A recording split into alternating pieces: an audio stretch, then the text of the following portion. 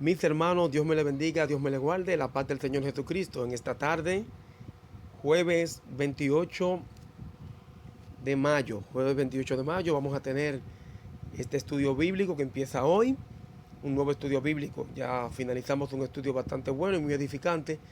Vamos a tener un nuevo estudio bíblico. Vamos a estar orando para que el Señor tome dominio y control y para que el Espíritu Santo nos edifique y nos guíe. Oramos. Amantísimo Dios que moras en las alturas de los cielos, te damos gracias por tu amor y por tu misericordia. Gracias, Señor, por la libertad y por la paz que tú nos das y por el entendimiento que podemos recibir a través de tu Espíritu Santo cuando leemos y estudiamos tu palabra, Dios mío. Yo derramo bendición sobre mis hermanos que van a escuchar este estudio. En el nombre de Jesús, amén. Mis hermanos, José Báez, un placer para mí una vez más estar con ustedes. Y vamos a estar hablando de un tema, vamos a abarcar varias semanas, posiblemente 2 o 3 semanas, como el Señor nos lo permita, porque es un tema que quiero ir desglosándolo con ustedes, desglosándolo de una manera muy profunda, pero sencilla al mismo tiempo, en el nombre de Cristo Jesús, conciso, macizo y profundo. Y vamos a estar hablando con respecto al tema a un paso del arrebatamiento, a un paso del arrebatamiento. Y el propósito de este estudio es que podamos ver y conocer los tiempos actuales proféticos que estamos viviendo, para que así nos podamos alentar los unos a los otros, como dice la palabra de Dios, sobre el regreso de nuestro Señor y Salvador Jesucristo. Ese es el propósito, conocer los tiempos actuales proféticos para que nos alentemos los unos a los otros con respecto al regreso de nuestro Señor y Salvador Jesucristo. Y inmediatamente buscamos en Primera de Tesalonicenses capítulo 4, en el versículo 13. Vamos a estar leyendo desde el versículo 13 hasta el 18. El consuelo de la venida de Cristo. Se llama estas citas bíblicas que vamos a leer de Primera de Tesalonicenses, capítulo 4, versículo 13 al 18. El consuelo de la venida de Cristo. Dice: tampoco queremos, hermanos, que ignoréis acerca de los que duermen, para que no os entristezcáis como los otros que no tienen esperanza. Porque si creemos que Jesús murió y resucitó, así también traerá Dios con Jesús a los que durmieron en él. Rápidamente, haciendo un pequeño análisis de estos dos versículos que acabamos de leer, el apóstol Pablo le escribe a los tesalonicenses, una iglesia próspera y muy buena en cuanto a la fe. Y le dice a los tesalonicenses que él no quería que ellos ignoraran acerca de los que duermen. Aquí se refiere, cuando habla de dormir, se refiere a la muerte. La palabra de Dios dice que el que en Cristo está no muere, sino que duerme. Y el apóstol Pablo le dice que no quería que ignoraran. ¿Por qué? Porque los tesalonicenses, como vamos a ver después más adelante, habían sido influenciados de alguna manera u otra por personas que les decían a ellos que el que moría sin esperar la venida de Cristo, como Cristo lo prometió claramente, que Él vendría, que Él volvería, cuando Cristo estaba en el Monte de los Olivos, en Hechos capítulo 1, en el versículo 8, 9 en adelante, dice que el Señor les dio instrucciones a la iglesia, dice que fue recibido en el aire, pero el Señor, cuando fue recibido en el aire, dice la palabra de Dios que aparecieron dos varones, nosotros entendemos que son dos ángeles, que le dijeron a los discípulos de Jesús, varones Galileos, que están mirando al cielo. Ese mismo Jesús que se fue, así mismo volverá. Por lo tanto, era la promesa que tenía la iglesia primitiva, que esperaba la venida de Cristo en vida. Pablo y los apóstoles esperaban que Cristo iba a venir y que los iba a llevar. Pero aquí Pablo empieza a decirle a los tesalonicenses que no ignoraran y que tampoco se entristecieran como los otros que no tienen esperanza. El mundo vive sin esperanza. Cuando la palabra de Dios habla de los otros, está hablando del mundo de tinieblas, del mundo de oscuridad, que vive una vida sin esperanza. Y más en esta situación de pandemia que estamos viviendo, bastante difícil. Ya prácticamente 3 meses de estar recluidos en casas. Muchos han perdido sus empleos, muchos han perdido sus trabajos. Sabemos que tenemos que agarrarnos siempre de la esperanza divina, la cual se encuentra en Cristo Jesús, Señor nuestro. Y luego le dice aquí en el 14, porque si creemos que Jesús murió y resucitó, así también traerá Dios con Jesús a los que durmieron en él.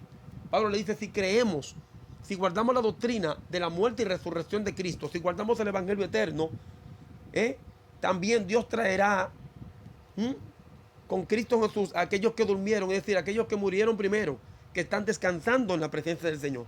Y le dice luego en el versículo 15 del capítulo 4 de Primera de Tesalonicenses: por lo cual os decimos esto en palabra del Señor, que nosotros que vivimos, que habremos quedado hasta la venida del Señor, no precederemos a los que durmieron. Pablo empieza aquí a hablar de un misterio que él va a develar. Un misterio para que la iglesia se mantuviera en esperanza, para que la iglesia ya no se mantuviera en ignorancia y para que la iglesia entendiera que el que dijo que iba a venir, va a venir. Sea que muramos o que vivamos, somos del Señor, dice la palabra de Dios. Y aquí les dice entonces el famoso versículo, el versículo que por casi 2000 años ha mantenido a la iglesia que se santifica, a la iglesia que busca a Dios, a la iglesia que está buscando la presencia de Dios, velando, en alerta máxima. El Señor le dice, porque el Señor mismo, Pablo le dice a la iglesia, porque el Señor mismo, versículo 16, con voz de mando, con voz de arcángel y con trompeta de Dios, descenderá del cielo. Y los muertos en Cristo resucitarán primero. Luego nosotros, los que vivimos, los que hayamos quedado, seremos arrebatados juntamente con ellos en las nubes para recibir al Señor en el aire. Y así estaremos siempre con el Señor. Y me gusta bastante el 18 que dice, por tanto alentaos los unos a los otros con estas palabras. Pablo le dice, aliéntense con esta palabra, tomen fuerza, tomen vigor, tomen esperanza. Porque aquel que resucitó al tercer día y que fue levantado delante de los discípulos, estando en el monte de los olivos después de su resurrección, así mismo volverá por su iglesia, así mismo volverá por su pueblo.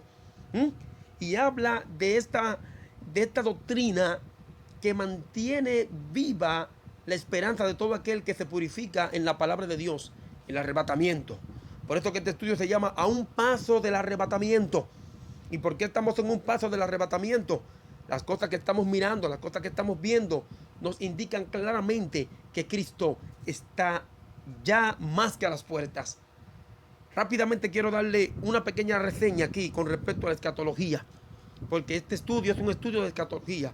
La palabra escatología es la doctrina de las últimas cosas. La doctrina de las últimas cosas. El orden de los tiempos, eso es la escatología. Y déjeme decirle que la escatología trata tanto del futuro del individuo, del hombre, como de los destinos eternos de la humanidad. De los destinos eternos de la humanidad. Así como en general del desarrollo del plan profético de Dios a través de la historia. Es muy importante que nosotros como cristianos entendamos que tenemos que estudiar la Biblia y estudiar la escatología, que es el tratado de las últimas cosas, y el orden de los tiempos. En Apocalipsis capítulo 1, versículo 3, la Biblia dice, bienaventurado el que lee y los que oyen las palabras de esta profecía y guardan las cosas en ellas escritas, porque el tiempo está cerca. ¡Wow! El libro de Apocalipsis tiene esta bienaventuranza, que es bienaventurado todo aquel que guarda las palabras, que oye estas palabras, y guarda las cosas que están escritas en la Biblia, porque el tiempo está cerca. Es lo mismo de Lucas capítulo 11, 28, donde dice que antes bienaventurados los que oyen la palabra de Dios y la guardan. Sí, toda la palabra, todo aquel que oye esta palabra y la guarda es un bienaventurado. Y la palabra bienaventurado significa un dichoso. Eso es lo que significa la palabra bienaventurado, un dichoso. Y nosotros como dominicanos sabemos que dichoso es aquel que puede estar en un lugar y quizás no le iba a tocar una bendición, pero por estar en ese lugar le toca la bendición. Por poner un ejemplo, y tú ves que los otros dicen, wow, fulano, qué dichoso fuiste, mira cómo te dieron esa bendición y no te tocaba. Entonces la Biblia nos llama dichosos a todos aquellos que leen y los que oyen la palabra de esta profecía y que guarden las cosas en ella escritas, porque el tiempo está cerca. Me gusta mucho ese punto. El tiempo está cerca, mis hermanos. Está cerca a las puertas. Jesucristo está cerca. Y me gusta mucho este punto también de la escatología, que dice que el foco principal, el interés principal de la escatología se halla en el establecimiento del rey en un reino de Dios. ¿Cuál es ese rey que va a ser establecido en un reino de Dios? Jesucristo. La Biblia dice en Apocalipsis capítulo 11, versículos 15 y 19, habla de la séptima trompeta, donde habla del reino proclamado, donde dice que se escuchó una voz cuando el ángel derramó su copa por el aire, la séptima trompeta, cuando el ángel tocó la séptima trompeta, donde dice que se escuchó una voz que decía, los reinos del mundo han venido a ser de nuestro Dios y de su Cristo, y Él reinará por los siglos de los siglos. Aleluya. El reino proclamado de Dios. Quiere decir que es menester que en este tiempo también estudiemos y nos estemos dando cuenta de lo que está pasando y lo que está aconteciendo. Mis hermanos, voy a hablarles rápidamente porque les dije que este tema lo voy a llevar concienzudamente, conciso, macizo y preciso, para que podamos ir desglosando estos puntos. Y en Mateo capítulo 24, versículo 7, después de haber visto lo que es la escatología, en Mateo 24, 7, es uno, yo diría que es uno de los versículos más leídos en esta pandemia. Dice, porque se levantará nación contra nación y reino contra reino, y habrá pestes y hambres y terremotos en diferentes lugares. Quiero ubicarme claramente en la parte que la Biblia dice, y habrá pestes. Este coronavirus es una peste, sea que haya sido, como muchas personas dicen, fabricado en un laboratorio científico, en un laboratorio clínico. Hay muchísimas hipótesis, pero sea como sea, sabemos que Dios es el que permite que suceda lo que suceda. Nada sucede si Dios no lo permite. Y mis hermanos, rápidamente, sabemos que este año 2020, desde diciembre prácticamente, este año 2020 inició con incendios en Australia. Luego una plaga de langostas en África, lo que nosotros llamamos, que aquí se le llama en República Dominicana esperanza, que son unos insectos verdes, unos saltamontes bien largos, ¿verdad? Y dice que hubo una plaga de langostas en África que se come todo lo verde. Tienen la capacidad para comerse las despensas de más de 1000 casas en cuestiones de un día. Sí, mi hermano, es terrible. Incendios forestales en Australia y también la pandemia del COVID-19. Y yo quiero leer rápidamente también uno de los versículos, yo diría, también más leídos en este tiempo, y es segunda de Crónicas 7, 13, 14. Pero solamente quiero leer una parte donde dice, si yo cierro los cielos, dice el Señor, para que no haya lluvia, y si mando a la langosta que consuma la tierra, o si envío pestilencia a mi pueblo. Está hablando en este caso, segunda de Crónicas, que este fue el mandato que el Señor le dio cuando Salomón erigió el templo en el holocausto. Y Dios habló a Salomón y le dijo estas cosas: si yo cierro los cielos para que no haya lluvia, hay una sequía terrible que está acabando en muchísimos lugares, principalmente aquí en República Dominicana, que tenemos unos cuantos años con sequía, y gloria a Dios que está cayendo un chin de agua ahora mismo. Y dice, y si mando a la langosta que consuma la tierra, lo que estaba pasando en África hace unos cuantos meses atrás, o si envío pestilencia a mi pueblo, y después dice, si se humillare mi pueblo sobre el cual mi nombre es invocado, y oran, y buscaren mi rostro, y se convirtieren de sus malos caminos, entonces yo iré desde los cielos, perdonaré sus pecados, y sanaré su tierra.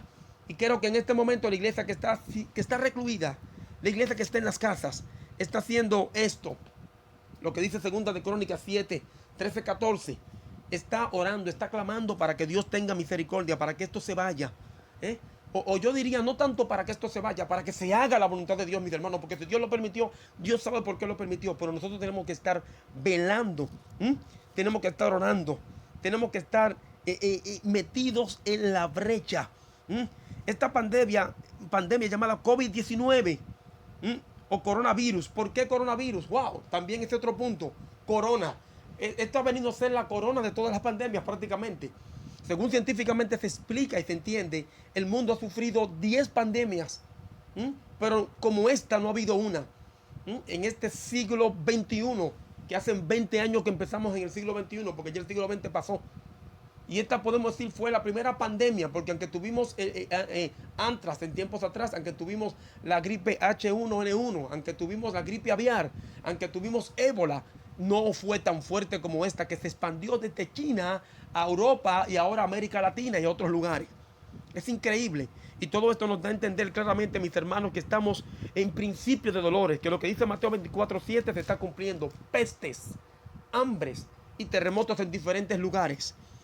Pero no perdamos la esperanza, porque sabemos que todo esto tiene que pasar, porque estamos a un paso del arrebatamiento. La semana que viene seguiremos con este estudio, mis hermanos, porque dije que voy a seguirlo al paso por paso, punto por punto, hasta que logremos ser edificados, porque de eso es que se trata estos estudios bíblicos, mis hermanos. Soy su hermano en Cristo, José Báez. Un abrazo y espero que la semana que viene nos encontremos aquí para seguir desglosando este estudio bíblico. Dios me le bendiga.